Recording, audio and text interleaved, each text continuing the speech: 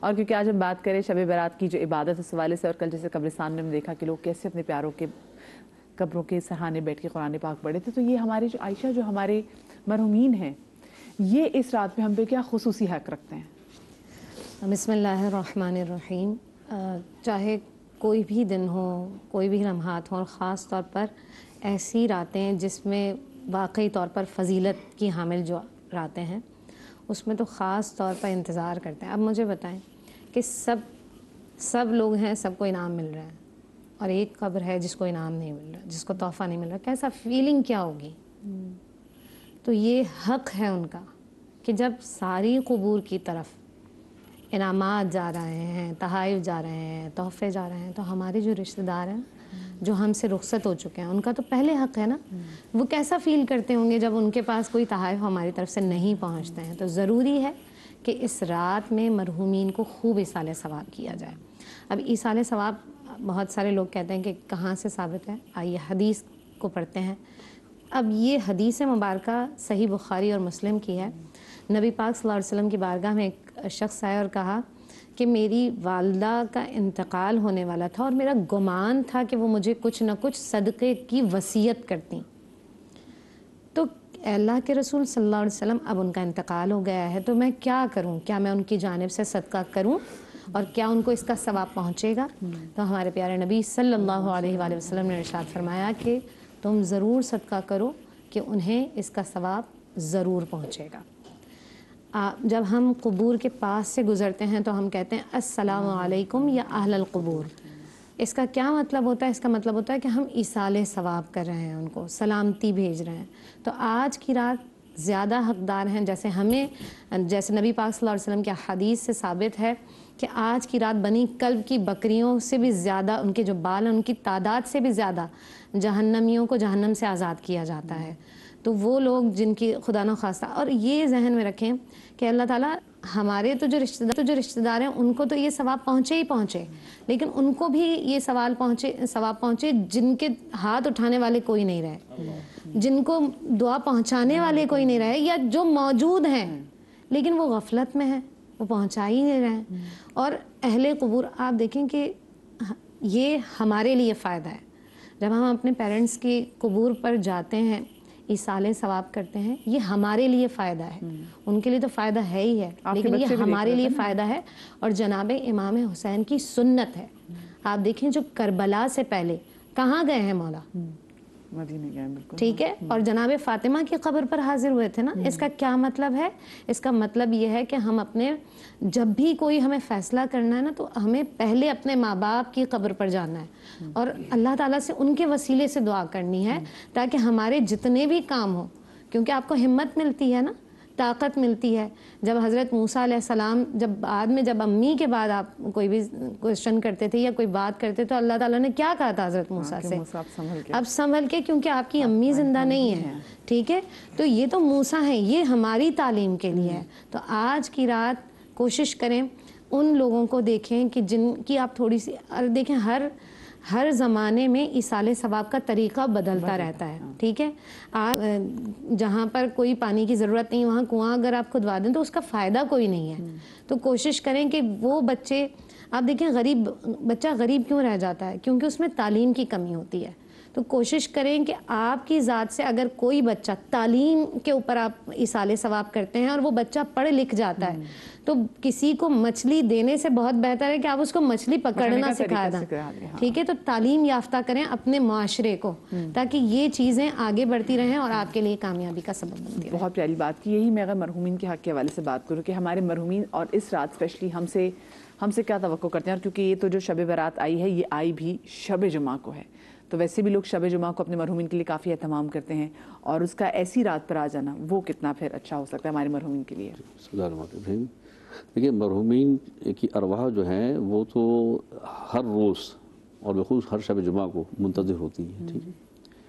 سوال بعض اوقات لوگ یہ کہہ دیتے ہیں، سبھی مولانا جواد نے بھی کہا اور مفتی صاحب نے بھی کہا کہ ہمارے ہاں مشکل ہی ہو جاتی ہے کہ ان بحثوں میں وقت گزار دیتے ہیں کہ یہ جائز ہے نہیں ہے، ایسا ہوگا نہیں ہوگا۔ دیکھیے یہ فیصلہ کرنے والے ہم کون ہیں؟ جو مالک ہے ان ارواح کا، جس نے خلق کیا ہے، وہ ہمارا رب ہے نا، ٹھیک ہے نا؟ رب جس کو جتنا اختیار دے دے، ٹھیک ہے؟ کیا ارواح کو اختیار ہے یا نہیں ہے؟ لیکن روایت ثابت ہے جیسی روح جس میں جزا ہوتی ہے مرنے والا اپنے غسل و کفن کو سب خود دیکھ رہا ہوتا ہے، ٹھیک ہے نا، اپنے جنازے کے اوپر ہی ہوتا ہے، سب کچھ دیکھ رہا ہوتا ہے، کیسے غسل دیا جا رہا ہے، جنازہ کیسے پڑھا جا رہا ہے میرا، سب کچھ دیکھ رہا ہوتا ہے، ٹھیک ہے۔ صرف یہ ہے کہ ہاں وہ ارواح کس درجے پر ہیں، جس درجے پر وہ ہوں گی اتنی ہی ان کو آزادی ہوگی، ٹھیک ہے نا۔ بعض ارواح ایسی ہیں کہ جن کو ہر شب میں آزادی ہے، بعض ایسی جن کو شب جمعہ کو آزادی ہے، بعض، اور یہ جو شب ہوتی ہیں، شب قدر ہے، شب برات ہے، اس میں تو جتنی وہ جو مسلمان ارواح ہیں اور جو خدا کی وحدانیت پہ اور سیرت رسول پر عمل کر کے گئے ہیں، اجازت ہوتی ہے۔ اور یاد رکھیے کہ اسی طرح سے والدین یہ ہمارے پیارے منتظر ہوتے ہیں، جیسے زندگی میں ہمارے منتظر ہوتے تھے، وہ ہم سے کچھ توقع رکھتے تھے، اسی طرح سے دنیا سے جانے کے بعد توقع رکھتے ہیں۔ فرق اتنا آ جاتا ہے کہ جب زندہ تھے تو وہ زبان سے کہہ دیا کرتے تھے، ہم سنتے تھے، اب ہمیں ان کی سماعت نہیں سنائی نہیں دے رہی، ہمارے پاس وہ پرواز نہیں ہے کہ ہم سنیں ان کی آواز، لیکن وہ منتظر ہوتے ہیں۔ متعدد روایت یہ موجود ہیں کہ شب جمعہ کا اہتمام کرو، اور بالخصوص ان شبوں کو، اور جبکہ جو گزری ہے اس میں دونوں چیزیں مل گئی، جیسے آپ نے بھی کہا ابتدا میں کہ شب جمعہ بھی تھی اور شب برات بھی تھی، ٹھیک ہے۔ اور شب برات کو اور حسن چار چاند اس پر لگ جاتے ہیں کہ جب اس کی صبح کو خدا کا آخری نمائندہ اس دنیا میں تشریف لائے، امام مہدی، ٹھیک ہے۔ اچھا، اب یہاں سوال کبھی کبھی یہ بھی ہوتا ہے کہ آیا امام مہدی کی وجہ سے شب کو فضیلت ملی یا شب کو پہلے سے فضیلت تھی؟ تو میں کہوں گا کہ خالق تو رب ہے نا، پروردگار عالم نے پورے 365 دن میں سے کسی اور دن انتخاب کیوں نہیں کیا امام مہدی کو دنیا بھیجنے کا، ٹھیک ہے۔ خدا چاہتا ہے کسی اور دن بھیج دیتا، یہ خدا کا اختیار تھا، خدا کا انتخاب تھا کہ اس نے اس بہترین شب کو، کہ جب آپ ساری رات اپنے لیے، اپنے چاہنے والوں کے لیے دعا کرنے کے بعد، مغفرت طلب کرنے کے بعد بالکل ایسے ہو جائیں گے کہ جیسے کہ آج ہی آپ پیدا ہوئے ہیں، تو کہا کہ تمہیں تحفہ دے رہا ہوں اپنے آخری ہادی کی صورت میں، اور اس کو سلام کرو، اس شب کا، اس صبح کا آغاز اس کے استقبال کے ساتھ کرو، اور یہ طے کر لو کہ جو خدا کا نمائندہ آخری ہے اس کے ساتھ زندگی ہم نے بسر کرنی، اس کی رضا کے تحت زندگی گزارنا ہے ہم نے۔ مردے منتظر ہوتے ہیں، یہاں تک ہے ایک واقعہ روایت میں ملتا ہے کہ ایک جوان بیٹا ایسا تھا کہ جو کبھی اتنا غفلت کا شکار تھا کہ مرنے کے بعد ماں باپ کی قبر کو بھول گیا، کبھی کوئی سال ثواب ہی نہیں کرتا تھا۔ تو کسی مومن نے راہ چلتے ہوئے کہا کہ تجھے احساس نہیں ہوتا کہ تیرے والدین تجھے کیا کچھ کیا کرتے تھے، اس شب جمعہ میں، اس بہترین شب میں اپنے والدین کو کچھ تو کر دے۔ تو اس نے ازراہ تمسخر مٹی اٹھائی، اس کے لڈو بنائے، کہا یہ نکال دیے میرے سب کے لیے، اپنے والدین کے لیے، ٹھیک ہے۔ لیکن دیکھیے اس عمل کو وہاں پہ کیسا انداز ہوا، اس نے مٹی کے لڈو بھیجے تھے، مگر پروردگار عالم نے اپنے یہاں اس کو وہی طبق ادا کیا کہ کچھ تو نکالا تیرے بیٹے نے۔ دیکھیے ہماری ذمہ داری کیا ہوتی ہے، ہماری ذمہ داری ہے کہ جو کچھ ہمیں میسر ہے، لوگ کہتے ہیں نا کہ مردے کے لیے پڑھ رہے ہیں، تلاوت کر رہے ہیں، رزق نکال رہے ہیں، کپڑا نکال رہے ہیں، فائدہ کیا ہے؟ آپ نے فاتحہ کہ خود کھا گئے، کپڑا نکالا خود پہن گئے۔ دیکھیے میری ذمہ داری کیا ہے، اس کی مثال بالکل ایسے ہی ہے کہ میرا باپ، میرا بیٹا یا میرا کوئی عزیز اگر میں اپنے اہل و عیال کی کفالت کے لیے ملک سے باہر جاتا ہے، وہ ملک سے باہر گیا ہوا ہے نا، کس لیے گیا ہوا ہے؟ ان کی کفالت کے لیے۔ اب اس کو اپنی ذمہ داری کا احساس ہے، وہاں جب اس کو جو کچھ میسر ہوتا ہے اس کا کام کیا ہوتا ہے؟ کام یہ ہوتا ہے کہ جو میسر ہوا اس نے ایک فارم بھرا کہ میرا عزیز، میرا بیٹا اس شہر میں، اس وطن میں، اس محلے میں، اس ایڈریس پہ رہتا ہے، جو میسر تھا اس نے وہاں جمع کرا دیا۔ اب جب یہاں ملتا ہے تو کیا وہ ملتا ہے؟ نہیں، یہاں وہ ملتا ہے جو یہاں پہ رائج ہے، ٹھیک ہے نا۔ یہی تو ہم بھی کرتے ہیں کہ شب جمعہ ہو یا ان شبوں کے اندر اپنے مرنے والے کے نام کا اہتمام کرتے ہیں، غذا کی صورت میں، لباس کی صورت میں، ہمیں جو میسر تھا ہم نے دے دیا۔ اور ہم کیا کہتے ہیں کہ فلاں ابن فلاں کہاں ہوگا؟ جوار آل محمد کے آس پاس ہوگا، یہ پتہ بتاتے ہیں ہم کہ اس مقام پر ہوگا۔ یہ اس کی روح کو ہدیہ کر رہے ہیں، اِسال کر رہے ہیں، اے اللہ ان کی ایصال ثواب ان تک پہنچے، ان کے گناہوں کو معاف کر دینا، ان کی نیکی میں اضافہ کرنا۔ اگر مرنے کے بعد ابھی بھی اگر فشار قبر کا سامنا ہے ان کو، تو اللہ فشار قبر کو کے عذاب سے ان کو دور کر دے، ان کی آمدن سمن گناہوں کو معاف کر دے۔ بات یہ ہے کہ ہم نے جو کچھ تھا ہم نے یہاں روانہ کر دیا، وہاں جو کچھ وہاں کی غذا تھی وہ خدا ان کو عطا کر دیتا ہے۔ اچھا، کیونکہ آج کا دن اتنا بابرکت ہے تو میں صدقات کے حوالے سے پوچھوں گی کہ آپ اپنے لیے صدقہ کیسے دے سکتے ہیں؟ کیونکہ آج کے دن کے بارے میں کہا گیا ہے کہ آج آپ کی زندگی اور موت کے فیصلے ہوتے ہیں، تو زندگی میں اپنی تقدیر اگر مشکل ہے تو مشکلات کو ذرا کم کیسے کرنے سے بھی صدقات ہوں گے. میں پوچھوں گی ہمارے علماء کرام سے, لیکن مجھے بھی ایک چھوٹی سی بریک کی طرف جانا جی. بریک سے واپس آتے ہیں, آپ لوگ میں جائے گا, اور بریک کے بعد میں آپ کی کالز بھی شامل کروں گی, so do not go any where.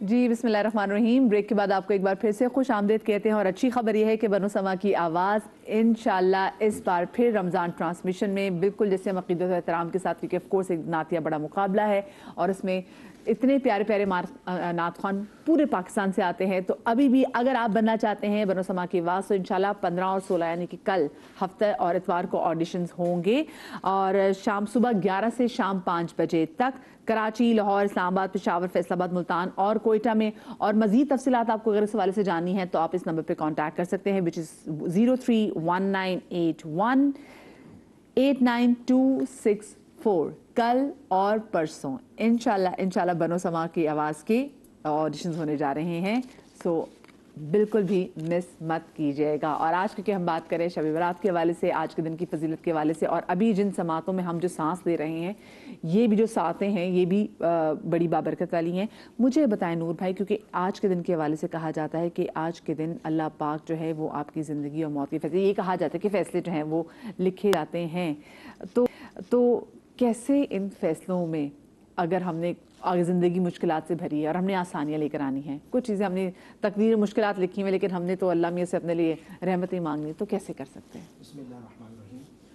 ایک تو بہت آپ نے بنیادی سوال اٹھایا کہ اللہ سبحانہ و تعالیٰ نے لوح محفوظ پر سب چیزوں کو نقل کر دیا ہے, تو نقل کر دیا تو پھر آج کی رات میں مائک دیجیے گا, مائک نور بھائی مائک لیجیے, جی لیجیے مائک.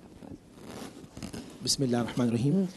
بہت اچھا آپ نے سوال ماشاءاللہ بنیادی سوال اٹھایا کہ جب آج کی رات میں فیصلے ہونے, اور ہم نے ہی سنا ہے کہ لوح محفوظ پہ فیصلے لکھے جا چکے ہیں, جی تو پھر یہ کوئی کنٹروورشل تو نہیں ہے. ہاں. یہ کوئی اور اس پہ ہاں جی پھر آج کا پھر کیوں فیصلہ, جی جی بچوں کے زمانے سے آپ کے چھوٹا بچہ سوال کر سکتا ہے, امی آپ کہہ رہی ہیں آج فیصلے ہونے, تو آپ نے تو کہا تھا فیصلے ہو چکے ہیں. دیکھیں اس میں یہ کہ اللہ سبحانہ و تعالیٰ نے اپنے علم کے مطابق ان فیصلوں کو لکھ دیا.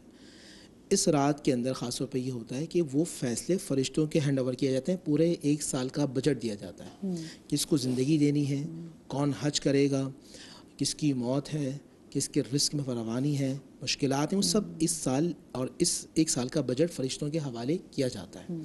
اب اس میں ایک سوال یہ بھی ہوتا ہے, کیا ابھی جو آپ نے ضامن بھائی سے بھی کیا اور بہن سے بھی کیا مرحومین کے حوالے سے, اپنے حوالے سے, صدقہ جاریہ کے حوالے سے. دیکھیں بخاری شریف کی حدیث ہے, الادب المفرد کے اندر امام بخاری اس حدیث کو بھی لکھے ہیں کہ ایک شخص اپنے یعنی کہ اللہ کی بارگاہ میں کھڑا ہوگا, تو جو وہ کھڑا ہوگا تو احد پہاڑ جتنی نیکیاں اس کے سامنے کھڑی کی جائیں گی. تو حدیث میں اس طرح ہے کہ وہ اس طرح دیکھے گا اپنے پہاڑ کی یعنی ابھی اتنی نیکیوں کو, اور دل میں خیال کرے گا میں تو اپنے آپ کو جانتا ہوں اتنی نیکیاں تو ہو نہیں سکتی, اور سامنے اللہ سبحانہ و تعالیٰ کی ذاتی مقدس ہے, غلطی کیسے, یہ کیسے ہو گیا. پھر اللہ سبحانہ و تعالیٰ اس کے دل کی بات کو جانتے فرمائیں گے, اے بندے خدا, تو اپنے بعد جو نیک صالح اولاد چھوڑ کر آیا تھا, وہ تیرے لیے جو نیک صالح عمل کرتے رہی, اس کا سارا اجر ہے کہ جو ہم نے صالح ثواب کی جی صالح ثواب کے, اللہ اکبر, صالح ثواب یعنی کہ آپ کا بیٹا. اور ایک پھر حدیث ہے حضرت عیسیٰ روح اللہ کے حوالے سے ساری روایت کے اندر ہے کہ حضرت عیسیٰ قبرستان سے جا رہے ہیں, تو دیکھا آسمان سے فرشتے اتر رہے ہیں, نور کی برسات ہو رہی ہے. حضرت عیسیٰ نے پوچھا پروردگار یہ کیا معاملہ ہے؟ فرمایا جاؤ تم قبر والے سے پوچھو. کہ قم باذن اللہ, اے مردے اللہ کے حکم سے کھڑے ہو. جب کھڑے ہو تو کہنے لگے اے اللہ کے نبی عیسیٰ, کل تک مجھ پہ ایک عجیب معاملات تھے مگر آج مجھ پہ عجیب معاملات ہیں. اور حیرانگی ہوئی کہ نور کی برسات, فرشتوں کا نزول. فرمایا میں جب مرا تھا تو میری زوجہ کی شکم میں میرا یعنی بچہ تھا, وہ پیدا ہوا, آج وہ 4-4.5 سال کا ہوا, تو آج میری بیوی نے اس بچوں کو اللہ کہنا سکھایا. اللہ کو وہ اللہ کہنا اتنا پسند آیا کہ جیسے ہی اس نے اللہ کہا, اللہ نے میرے معاملات بدل دیے اور اللہ نے نور کی انوار کی بارش شروع کر دی. تو آپ اپنے اگر بچے کو اللہ اللہ کہنا سکھاتے ہیں, وہ توتلی زبان میں جتنی مرتبہ اللہ کہتے ہیں, اللہ کی روحانیت اور رحمت آپ کی طرف متوجہ ہو جاتی ہے. یا آپ زندہ ہیں, آپ انتقال کر چکے ہیں, تو اللہ سبحانہ و تعالیٰ. پھر حدیث سنیے, آقا نے فرمایا 3 ایسے اعمال ہیں, ابھی آپ نے صدقے کی بھی بات کی, کہ جو مرنے کے بعد بھی چلتے ہیں. جی بالکل بالکل. مثال کے طور پہ آپ نے ایسا علم لوگوں کو منتقل کیا کہ جس آپ کے جانے کے بعد بھی وہ علم لوگوں کو نفع دے رہا ہے. تو علم نافع ہو گیا. آپ کی اولاد بہترین صدقہ جاریہ آپ کے مرنے کے بعد. آپ نے کوئی ایسا عمل کروا دیا, مثال کے طور پہ کہیں کنواں لگوا دیا, کہیں درخت لگوا دیے, وہ صدقہ جاریہ ہوگا. آپ قبر میں ہوں گے, آپ کی نیکی کا اکاؤنٹ چل رہا ہوگا, اور آپ کو کرنسی نیکیوں کی صورت میں قبر میں مل رہی ہوگی. تو جب تک ہم زندہ ہیں اپنے لیے وہ ایسے کام کرتے رہیں کہ وہ کرنسی چلتے رہیں. پھر آپ نے بڑی اچھی بات کی بہن کہ صدقے کے حوالے سے بتائیے. اچھا, ہمارے ایک گمان یہ ہوتا ہے, ایک بڑا خطرناک کانسیپٹ یہ ہے کہ مثال کے طور پہ میں نے, حسان بھائی نے یا جواد بھائی نے صدقہ اتار کے کسی اس کو دے دیا, صحیح نا, آپ نے صدقہ دیا. اب کانسیپٹ یہ کہ ہماری بلا اتری اور اس پہ بلا چلی جائے گی, ہے نا. ہم یہ سنتے ہیں کہ حدیث میں بھی ہے کہ صدقہ بلاؤں کو ٹالتا ہے.